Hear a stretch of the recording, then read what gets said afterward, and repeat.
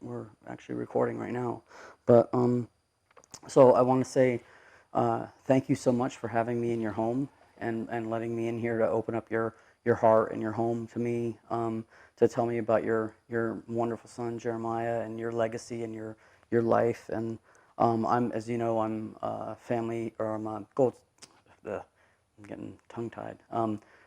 Gold Star, a veteran going around the country to all 50 states to document the stories of Gold Star families and preserve them in the Library of Congress. And you're also doing this. All this footage is going to get donated in a collection for the Library of Congress. So your legacy and your family story will be honored forever. So thank you so much for having me in your home. I really appreciate it. So if you would you start off by saying your full name and your hero's full name? Debbie Gannon. Mm-hmm. My son is Jeremiah Wayne Johnson. Okay. And when was Jeremiah born? December 6th, 1977. Okay. So to start off a little bit, where were you born? I was born in New York. New York? Yes. New York State? Yeah, Queens. Okay. Oh, okay. Okay, New York. And did you have any other family that served in the military? Like my father. Okay. He was he joined the Marine Corps, and then they found out he wasn't old enough, so he went over and went into the Army. Mm-hmm. He was in, I believe, 6 years. Okay. And then I have a brother that was in the Army for 4 years. Navy. And that's all that was in my family. Okay. What about any of the your family, your whole family? My whole family. What's your whole family's military history? Okay. My ex-husband Jeremiah's father served 20 years in the Marine Corps. My husband here served 4 years in the Marine Corps. I have a stepson that is going on 12 years in the Marine Corps now. I have a grandson who has 6 years in the Army, and my granddaughter who is in the Army Reserves. She has 4 years, I believe, in the Reserves now. Wow. And that's where it stops for now. You have an amazing family of service. Thank you so much for all of your service. So where was Jeremiah born, and where was he born? Jeremiah was born in New Bern, North Carolina, Okay. right outside of Cherry Point. Okay. Can you tell me what it was like when you found out you were pregnant with him, and what the pregnancy was like, and giving birth, like that whole evolution? He was a fairly easy pregnancy, as far as I was concerned. However, base didn't feel that way, so they sent me out in town to a regular hospital. And he was a very quick delivery, painless. He made up for that a few years later. But he was a very quick delivery. And he has a sister that's almost 3 years older than him. And she really enjoyed watching over him. But he was a quick delivery, and he was actually a very good baby. Really? How so? He started sleeping through the nights probably at about 2 months. So that was, compared to some of my friends, I was very lucky for that. And he was just a fairly well-behaved baby for most parts. Mm-hmm. You know, he had a sister who liked to do a lot of things for him. So he was maybe a little slow in talking and walking because his sister did it all for him. His sister talked for him too? Oh, yeah. Oh, wow. Yeah. I'd ask him something and she'd answer it for him, you know, or tell him to do something and she'd get it for him. So, yeah, she was his little helper. Was Jeremiah's sister and he close? They were for a lot of years, and as they became older in adulthood, they kind of grew a little bit apart. But yeah, they fought like regular kids, but if something happened to one of them, the other was there immediately. So, what was he like as a child growing up, and what did he like to do and play, and what was He he was like? adventurous. Was he? Oh yeah, yeah. Always getting into something, getting hurt. He broke a few bones along the way. He came home one day from the playground going, my wrist hurt. And you do the regular mom stuff. You're okay, go play. You can move your wrist all around. He did that for a few days. And I think on the third day, he was still complaining. So I took him to the hospital. And the doctor basically said the same thing, move it all around. But he took x-rays anyway, and it was broke. And I'm like, ooh, okay, you're a tough kid. But yeah, he had some broken bones, but he was always out doing something. He started playing t-ball when he was 4 years old. He did a lot of sports, t-ball, softball, basketball. Never got into football or anything. He wasn't a big husky kid. So t-ball, softball, baseball, basketball. His father was a shooter. He shot on the Marine Corps rifle team, so he liked to go down to the range whenever there was a match, and they used to pull targets back then. So him and his sister both went down there and they pulled targets. It's hard work for kids. So he did that on the weekends during the summer.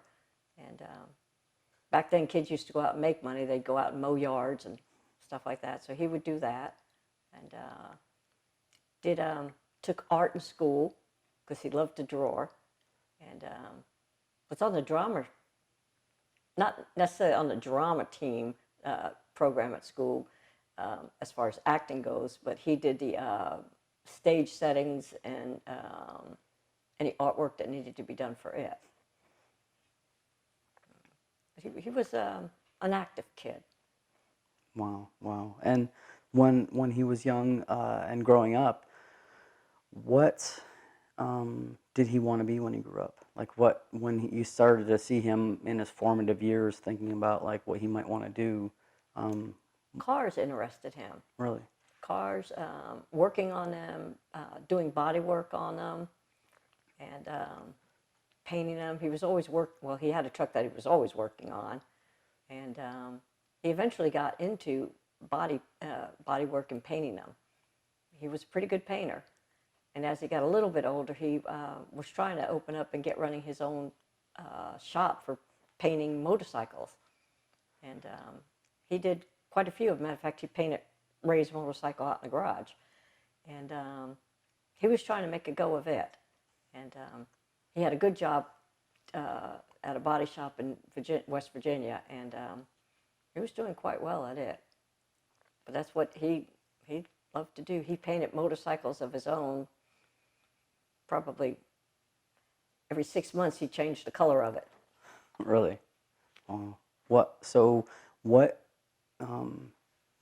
the change? What went from that into him thinking about the military?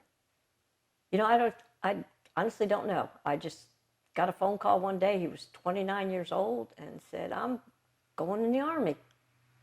And I'm like, "You're what? You're 29. Aren't you at the cutoff age there?" And he said no. And he set his mind to it, and he went for it. Okay. And did you approve of his decision? Obviously, he was older, but how did you feel about it? I had mixed feelings because there was so much going on with the war and everything, but I supported him. His wife supported him, so it was like, that's what you want to do. But I told him, I said, "You're going to take a big cut in pay, boy." But it was what he wanted to do, and he was the type, if he put his mind to it, he was going to do it. Wow. So he was married when he Yes, joined? at that time he was married. He was married 5 years. Did he have children? He had 2 at that time. Okay. How did he like being a dad? Oh, he loved being a dad. Yeah. He was a little slow at it at the beginning, but he caught on to it. He caught on to it. Was there anything special that you guys did before he left for the military, for boot camp, and was there anything special that you did? Him and Michael got together, and we had a going away party because his stepbrother, at the same time, joined the Marine Corps. They went in 2 days apart. So we had a party for him here, and the two of them got together and got Ray a shirt. And I believe it was Jeremiah's idea because Army went on top. So, and Marine went underneath it. But we had him a party here at the house, and we sent him off. Where'd he go to boot camp? Not Texas, Fort Leonard Wood. Okay, okay. Long way away. Were you able to communicate with him while he was in boot camp? Not very much. Not very much. But we did. We all went out there. His wife and two girls, and Ray and I went out there for his graduation. What was that like? How do you feel? I was very proud. I was very proud, and he was already in love with it. Although he did come home during part of it because he broke his leg. So he came home for probably about six, 7 weeks it was, and then he went back out there, and they let him pick up right where he left off. Do you remember seeing him in uniform at graduation from boot camp, and what did you feel like when you first saw him in uniform? Very proud. He looked very good in it. He made me proud. And then after boot camp, where was he headed for his school that he was gonna? He stayed right there because he was doing chemical and biological, and that was the school right there. And he was gone a total of almost 11 months from boot camp through all his schooling. Were you able to communicate with him during his schooling? Oh yeah, once he got out of boot camp, yeah, there were regular phone calls. Yeah, most of them were to his wife and his kids, but yeah, I said hello to him every now and then. But usually he said he had a whole lot of homework at night. So there's a quick phone call, maybe let's say goodnight to the kids. And then after his schooling, then where did he head for his first assignment? Fort Hood, Texas. Okay, okay. It was a good haul, but he was out there for 4 years, and I made it out there about every 6 months, 5 to 6 months. I went out there so I could see him and the grandkids. I brought the grandkids home a couple of times from out there, and then he came home. They came home once a year, I think. Where did he deploy when he was at Fort Hood? No. Any deployments? No. Now he did a lot of traveling from out there, but he didn't have no deployments from out there. He was actually very lucky. Okay.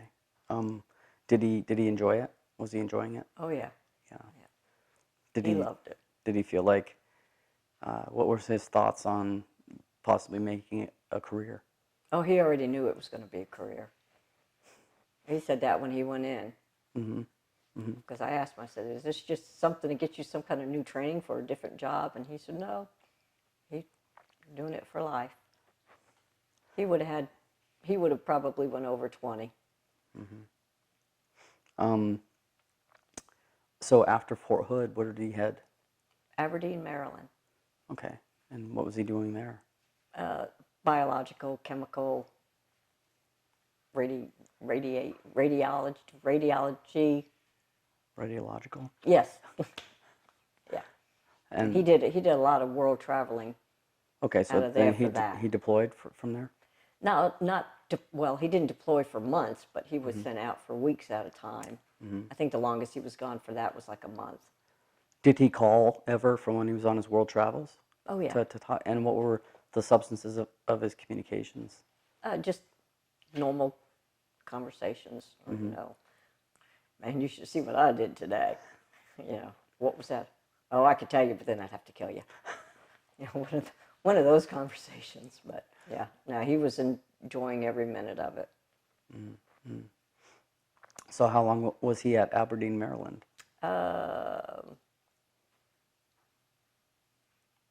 3 years, 2 years, and then he went down to Fort Bragg.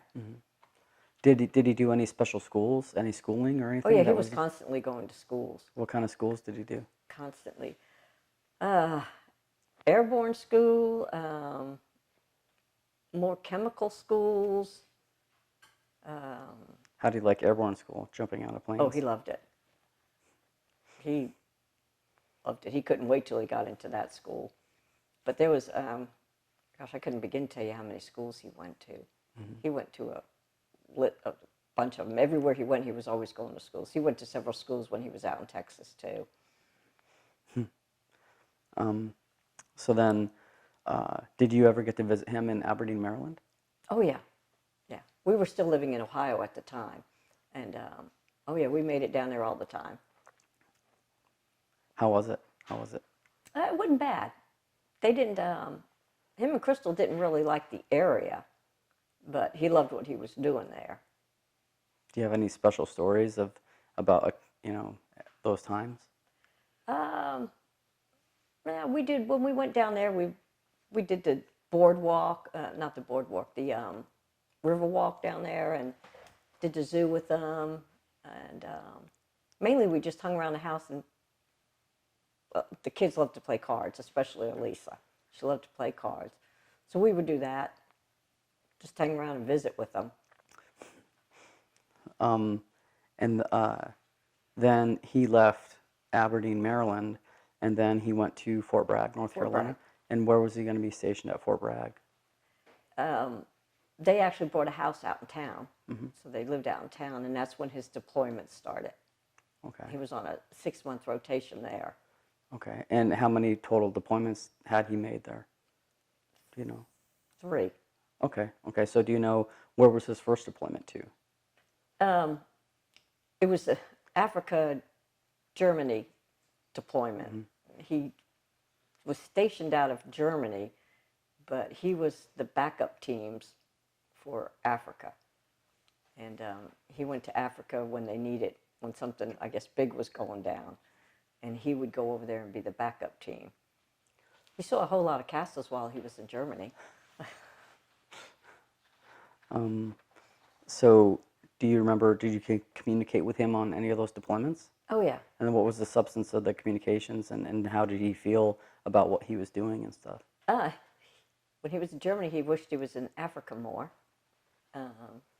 But he was getting a chance to see a lot of castles on the weekends when they weren't doing anything. He'd constantly be sending me pictures of castles he went and saw, and he said it was a chance he was glad he was getting to see a lot.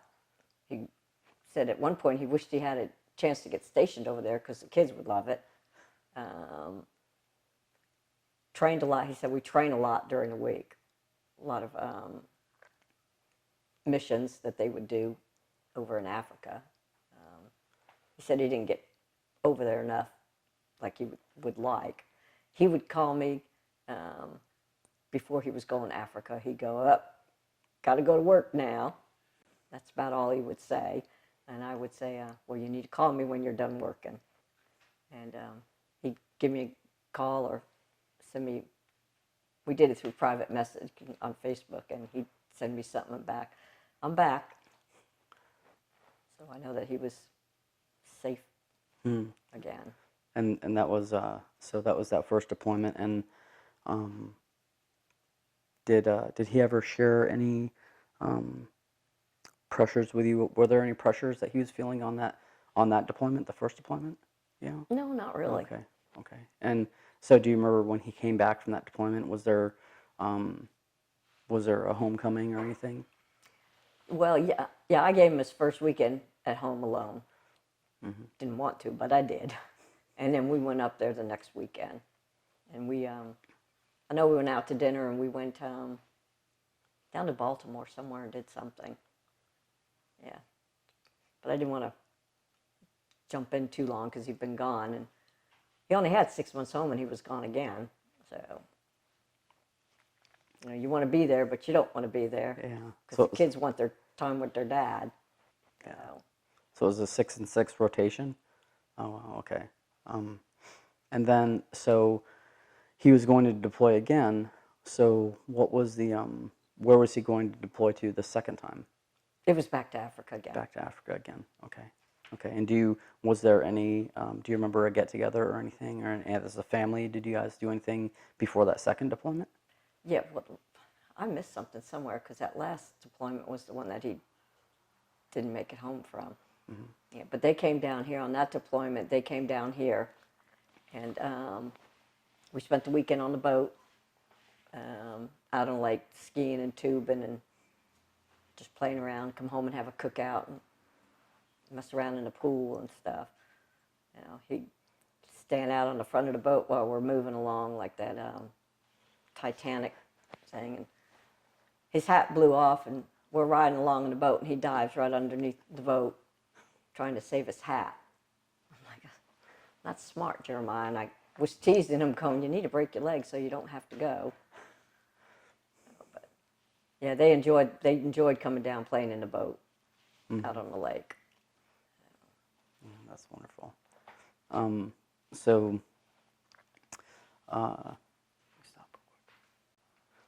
so then he went on that second deployment. Was it more of the same, like, I'm going to work, I'm not going to work? No, because that time that was his last deployment. No, the second deployment? Because you said Yeah, he I did missed 3. something somewhere in there because he had another deployment somewhere else. Oh, okay, okay. Yeah, because he was only deployed to Africa twice. Okay, okay, so there was probably a deployment somewhere else. But, Yes. Okay, okay, so then the second deployment, or the last time to Africa, did he share any pressures with you that he was feeling, pressures or stressors about the way things were or anything? Yeah, he left August 24th for Africa, and this time he was going to Africa. And his nickname was Joker, and he was a character, you know, and he was always joking around and messing with people and stuff. And you had to have known his and I relationship. He very seldom said, "Hey, Ma." It was, "Yo, old lady," or "Hey, nerd," or something. But it was his and I relationship. And when he called, he would always go, "Yo, what are you doing?" or something. And I had spoke to him he left August 24th, and he got in country around the 27th. And he was taken from us on October 4th. So somewhere between August 27th and October 4th, I had spoke to him twice. The first time he called, he was pretty much normal, you know, talking and joking. And September 26th was the last time that I spoke to him. And I even came home and told my husband he didn't sound right. Because when I picked up the phone, he's like, "What are you doing, Mom?" And he was serious through the whole conversation. There was no smart jokes or messing with me as he always did, harassing me. That's what he got a kick out of. And it was just a serious conversation. And I asked him, I said, "What's going on?" And he said, "Oh, I just got some missions coming up." Now, he didn't know about the last mission because that was thrown on him at the last minute. But he said, "Oh, I got some missions coming up. They're going to be some rough ones." And I'm like, "Well, tell him you can't go. Tell him you're sick. Tell him something." And he's like, "Nah, they'll be all right. They're just rough ones." And we talked for a little bit about it, and then he changed the subject. And I said, "Well, I'm fixing to put you a package in the mail." And he said, "Well, can you put this or this in it?" And I said, "Yeah." And we talked for a little bit more. And he'd always hang up the phone going, "Yo, love you, old lady." And this one he said, "I love you, Mom." And I had this feeling something wasn't right. And that was the last time that I spoke to him. Like I said, I came home and I told Ray, I said, that phone call wasn't right. There wasn't no joking or nothing else in it. And it was either the next day or like 2 days later, I got a simple text from him that said, "Love you, Ma." And I never got a text like that from him. It was always something funny or something, and it would say "love you" at the end, but never just a text that said "I love you, Ma." So I knew I knew something was going to be rough out there. But I thought for sure that he'd end up coming back home. Not the way that he did, but...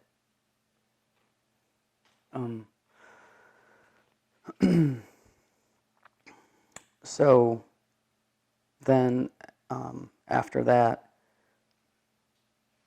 when he was deployed, how did you keep up with what was going on in the world with news or anything? Did you watch the news much on his deployments? Yeah, I tried, but you didn't hear anything about Africa. They didn't say really anything that was going on. I didn't even know there was anything going on over there till his first deployment. When I said, "What are you going over there for?" And he told me some of the stuff that was going on over there, and I'm like, didn't even know that. I mean, a lot of people never even knew that there was stuff going on over there. Because when I said he's going to Africa, they're going, "What's he going to Africa for?" So did he have any close friends in the military, and did you ever get a chance to meet any of them that he served with? He had a lot of close friends. And when he was taken from us, quite a few of his friends, probably about 6 of them, have reached out to me through Facebook. And I'm on Facebook with them now. And a lot of them sent me pictures that, because I asked, I said, if anybody has any pictures, please send them to me. And quite a few of them sent me pictures. And matter of fact, his whole, well, not his whole unit, quite a few of the guys from his unit went to Texas this past week when they presented the girls with their trucks. They all flew down there to be with them when they did that for them. And when I went out to Fort Linwood, one of his good friends flew down there for that ceremony and saw me, and they walked over and talked to me. And so he's got quite a few friends. And then he has a friend from his young teenage years that they made a promise to each other that if something happened to them, to one of them, that the other one would watch after his family. And that's Eric. And he has been a true friend. Eric has watched out for Crystal and the girls and has done a lot in Jeremiah's honor. And I was talking with Eric right after Jeremiah was taken, and I told Eric, I said, Jeremiah, his sense of humor, would always send me these funny texts and jokes, and sometimes a little off. And I told Eric, I said, I'm going to miss that. So I started getting them from Eric. And he said, see, Jeremiah's still here. So I still get them from Eric. He sends them to me in Jeremiah's place, and he calls and checks on me and does stuff. And he entered a cookout. He loves barbecuing, and he entered a cookout, and he named it Team JW, and for Jeremiah Wayne. And he got a brick in a memorial park in Stafford for Jeremiah. And he's done a lot of stuff to honor Jeremiah. Can you walk me through how you were notified of Jeremiah's passing, the notification process and what happened, and then if you can also walk me through what you know of the event, of the details of the circumstances in which he was lost. I went to bed early the night of the 4th because I had to get up at 3 a.m. on the 5th. And so luckily I didn't watch any news or have the TV on that night. I got up on the morning of the 5th and went to work like normal. And I guess it was somewhere around 10 a.m. in the morning. One of my crew people told me that Ray was out there. Now, Ray had left the day before to go to Texas to work with the Red Cross. And I said, no, he's not. He's in Texas. And they went, no, he's here. And I turned around and saw him, and I knew right away something was wrong. And how do you know? I'm sorry? How did you know? Because he was back in town. He was supposed to be in Texas. And I saw him, and I thought to myself, it's either my mother or my son. And this may sound cruel, but let it be my mom. She was 88 years old. And as I got closer to him and I saw his face, I knew it wasn't my mom. And I walked up to him, and he started crying. And I'm like, what's wrong? And he said, it's Jeremiah. And to be honest, I can't remember exactly what he said. I just remember telling him, no, can't be. And I remember hitting him in the chest. And I lost it from there. And he took me outside, because I know I work in a restaurant and there were people in the dining room. And he took me outside, and I just lost it. I broke down, because I remember yelling. I do remember yelling at him that it was a mistake.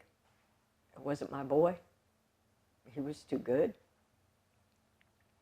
And I don't know how long we stood there. And another manager went and got my keys from inside, and we went home. And I tried calling my sister. I tried her phone a couple of times, because they were actually camping. And I tried her husband's phone, and she finally called me back. And I told her, and she was going to pack up and go to Crystal's. I called my best friend, and they had already heard the night before. But the Army had actually gone to my old house the night before. And when they knocked on the door, it was about 11 o'clock at night. The person living in my old house told them that we don't live there anymore, but they could go across the street, that we were still in touch with the neighbors over there. And they went to Jeff and Tina's house, and Jeff was retired Air Force. And they had seen it on TV. And they knew that Jeremiah was there. And they didn't know it was Jeremiah yet, because they didn't say any names. And when their doorbell rang at 11 o'clock at night, and they opened the door and they saw the Army people standing there, they immediately knew that it was Jeremiah. They couldn't figure out why they were standing there. And when they explained to them why, they didn't know what to say, because where we lived. And somehow or other they contacted Crystal. I don't know exactly what happened. And one of Jeremiah's friends was with Crystal. And he called Ray in Texas and told Ray what had happened. And Ray told him not to let the Army come to me, and for nobody to call me, because he didn't want me finding out when I'm home alone by myself. So he got with the Red Cross, and they flew him home during the night. Somebody took him to the airport, and he came home during the night, and a friend of ours picked him up at the airport and brought him up to me. So the 4th is a terrible day for me, because that's the day it happened to him. And the 5th is just as bad, because that's the day I found out. And they got him home just in over 24 hours. I mean, he was taken from us on the 4th, and he was home on the 5th, which is, besides it being an absolutely horrible day for Crystal and the girls, that was also their anniversary. The 5th was their 15th anniversary. And I had just spoken to Crystal a few days before that, and she told me, she said, he told me that he would be home on every 5th anniversary, like the 5th, the 10th, the 15th, and we were standing on the tarmac, and she looked at me and she said, this ain't the way he's supposed to be home. So he was home on his 15th anniversary. So that made that day really rough on her and well, all of us, him coming home that way.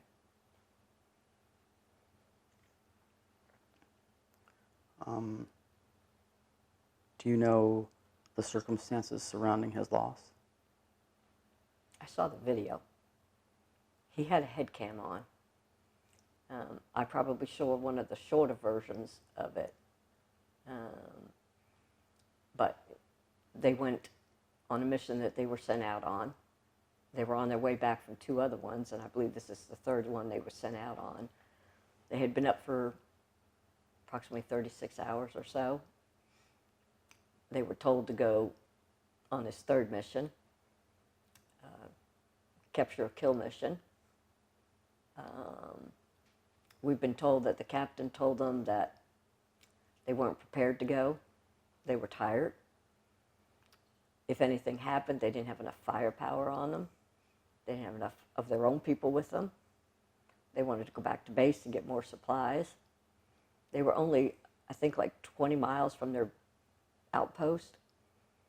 More supplies than some of their own people. And they were told, no, you're going anyway. And from what I understand, they went around and around. Almost all the team did not want to go. And they were told, go anyway. And so they went. There was nobody there. There was nothing there. And they were headed back to base. And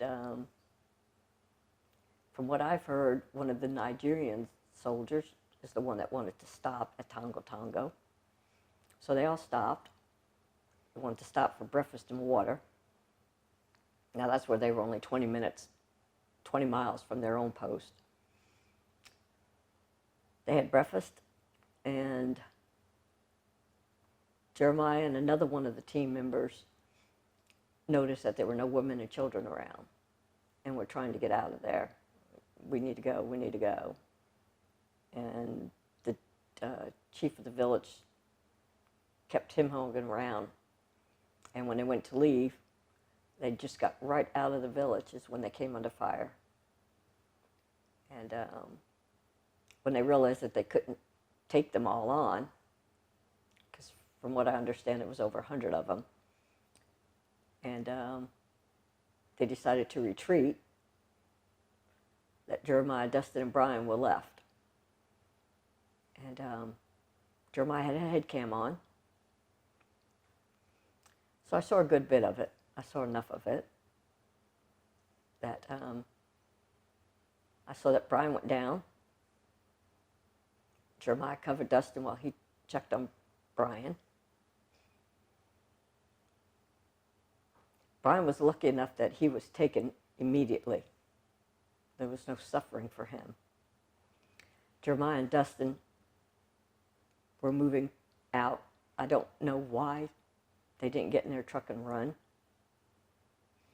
but they were moving along, and I know that Jeremiah received a total of 13 shots. 9 of them were not kill shots, and I read the autopsy. I know that from the video, he went down. I don't know how many shots he had at that time.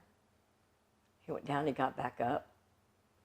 He went, I think they said about 30 feet, 30 to 40 feet. He went down again. Brian was still ahead of him at this time, because I saw from Jeremiah's head cam that Brian was ahead of him. He went down again.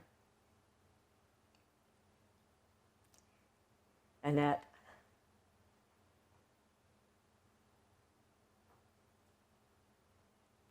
man, being polite, I could see from Jeremiah's head cam, stood over him and put the last rounds into his head. The head cam wasn't moving, so I'm praying that Jeremiah was at least unconscious. But at that time, he had 9 rounds into him, and he put the last 4 rounds into him. And I hope for Dustin's sake that they took him very quickly, because I don't think that he had any shots into him at that point, because he was still running pretty good. So I hope for his sake that they took him very quickly. And I pray that they they have a good picture of the man that put the little last rounds in Jeremiah's head, and I just hope they find him. Take him.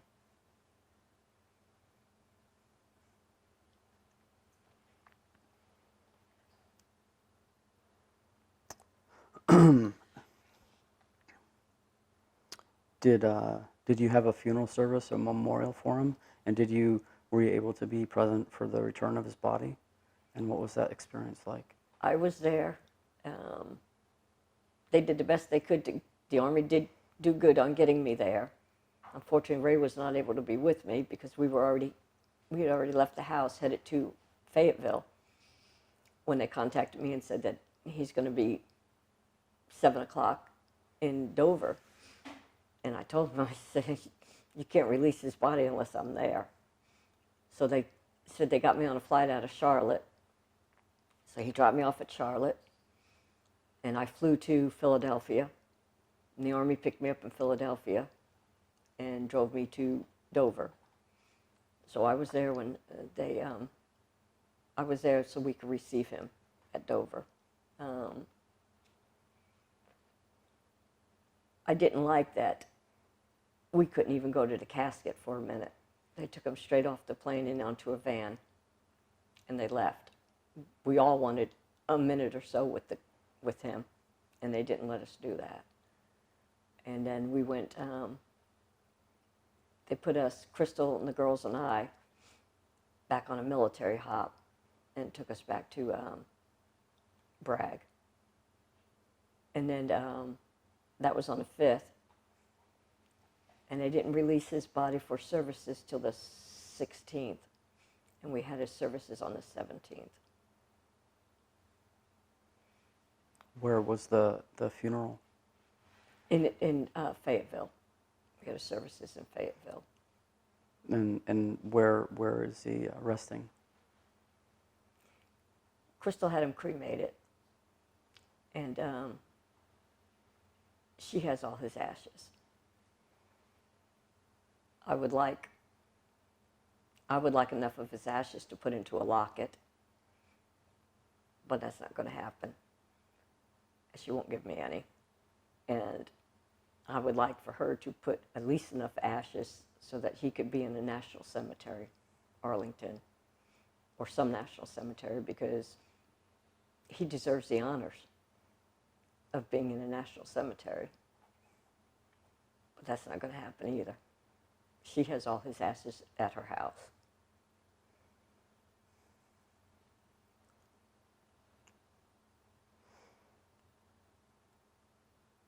How did you cope with your loss initially and then in time? I wouldn't believe it was him.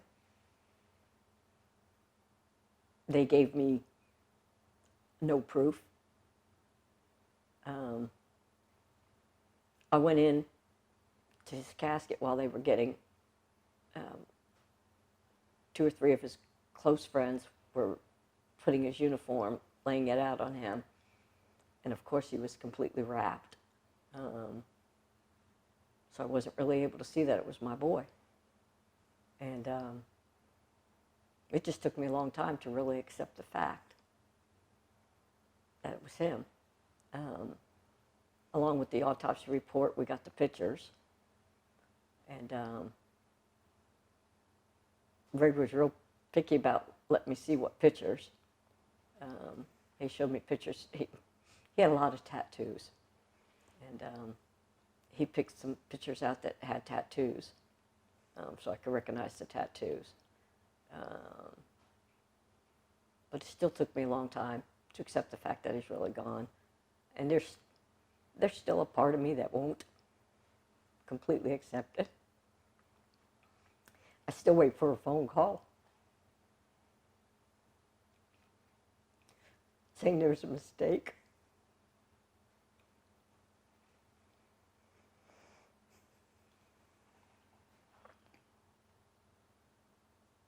But I think not being able to see him or even have any of his ashes doesn't help.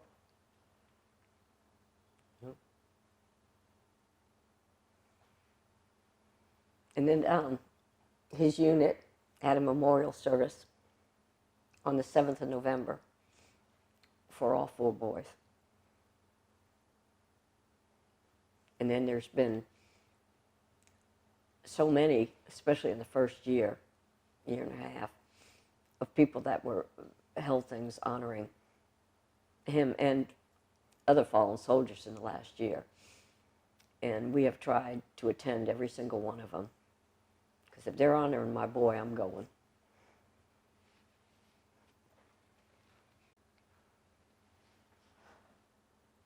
What have you found to be your greatest source of support through your tragedy?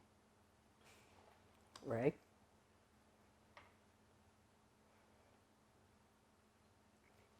And I know he wouldn't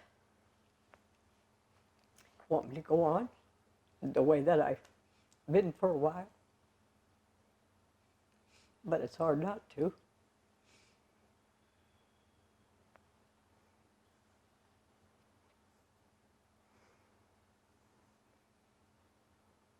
Was there a community reaction to Jeremiah's loss? Springboro, the town where I lived at for so long, they held their flags at half-mast in his honor.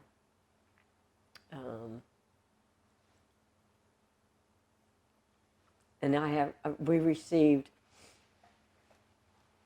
so many cards from people across the United States that I don't know how they got my address. And matter of fact, I received one card from a woman, and it was just addressed to Springboro, the home of the fallen soldier, I think it said. And we had the same mail driver for the 14 years that we lived in the house. And I don't know how they did it in the post office, but she saw it, and she knew who it was. And she gave the letter to Tina and Jeff, and Tina sent it on to us. So somebody does something to get it to you, no matter, she didn't know how to find me or whatever. And Veterans Day this past year, I got another card honoring him. So, I mean, just the reach. There's a quilt behind you that was made for me. I have a shawl upstairs that was made for me that people just send you.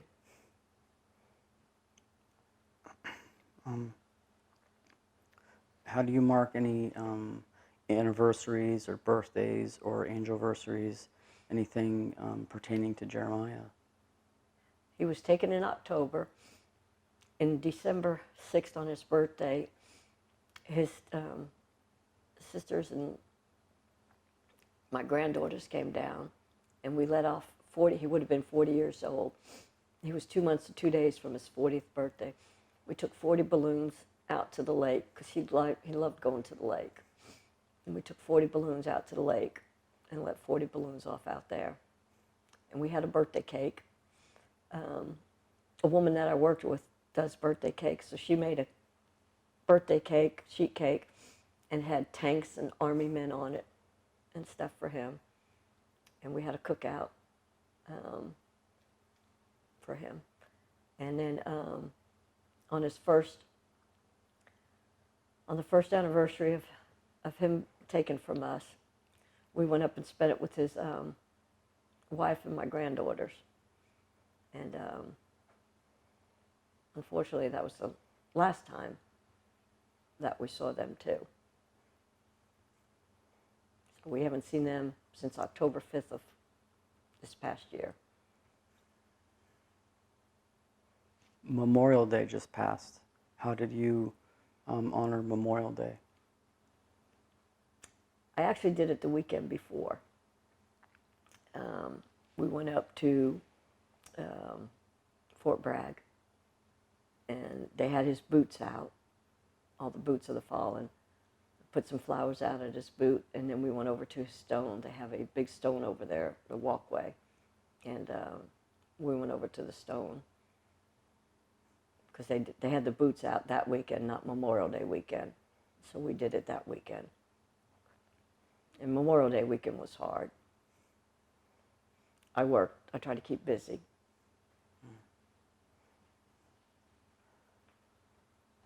What are some ways that you help to ensure the legacy of your son? I'm always talking about him. I know some people are worried about bringing his name up, but I love to talk about him. It, sometimes it'll bother me, but I don't want him forgotten. I'm working with James now because I want what was said about them to Congress and to the American people, that they went in on their own, that they weren't ordered to go on this last mission, that they went in on their own, and that they didn't perform like Special Forces and Green Berets. I don't want that left out there. And so I'm fighting to get it right. And so those guys are honored the way they're supposed to be honored. They gave their life. And they gave their life for that man that said that about them. And I want the word out there that that's not true. So we're doing this piece to set it all straight, that those men are honored the way they're supposed to be honored. And I'm always talking about him. I'll do whatever I can to keep his name alive and honored the way it's supposed to be.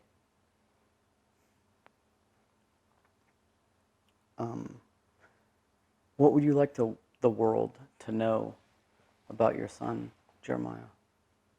He was a good man. He loved what he did. He loved his family.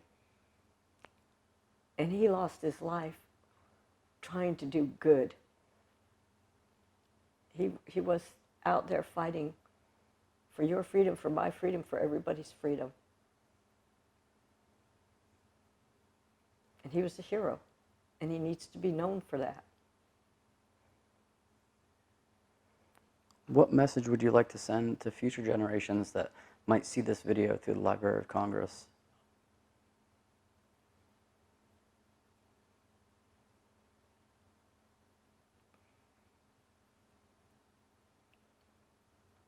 These men and women that are in here, they deserve everybody's honor and respect. And know things that you may have heard aren't necessarily true. And you need to do what you can do to help honor them and respect them and their families, because we've all made a great sacrifice. We haven't made the sacrifice. They've made the sacrifice.